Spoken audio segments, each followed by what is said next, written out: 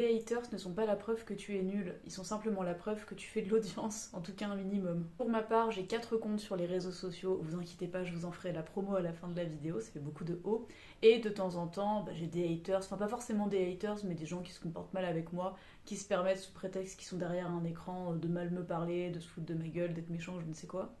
Cela dit, ça arrive assez régulièrement, mais c'est pas trop souvent. Je suis plutôt chanceuse par rapport à d'autres personnes qui font du contenu sur internet. Mais c'est pas à négliger pour autant. Et je me suis faite à l'idée que s'il y a des personnes comme ça, c'est parce que je fais un minimum d'audience. Alors je fais pas des millions de vues ou des choses comme ça, mais je suis assez régulièrement regardée par du public et c'est pour ça qu'il y a des cons très franchement qui s'expriment.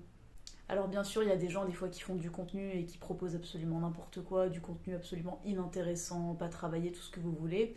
Et puis même dans les personnes qui s'appliquent, ça arrive qu'on propose des choses qui sont un peu ratées ou voilà qui sont pas assez abouties, pas assez travaillées. Et évidemment, de fait, les critiques constructives sont tout à fait les bienvenues. En revanche, si c'est juste quelqu'un qui cherche à m'enfoncer, je supprime. Sachant qu'il y a beaucoup de personnes passives-agressives sur les réseaux sociaux, mais je repère ça à des kilomètres, exactement comme dans la vraie vie. Et je sais très bien que quand ces gens-là s'expriment, c'est pas que je fais mal mon travail, même si produire des vidéos sur internet c'est pas mon travail à proprement parler. Non, c'est juste que j'ai un minimum de visibilité et forcément c'est mathématique. Ça attire aussi des personnes très intelligentes pour parler franchement. Mais c'est pas grave, il y a plein de gens qui vivent très bien avec ça au passage. C'est quasiment une certitude mathématique. Voilà, les vidéos sont envoyées à un échantillon de personnes et c'est logique que ça se passe comme ça.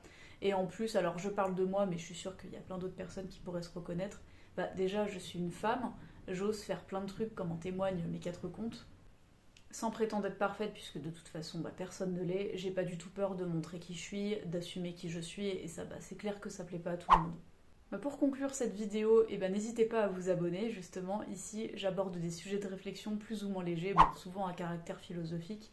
Mais j'ai un autre compte où je fais des imitations humoristiques, et encore un autre compte où je chante de l'opéra.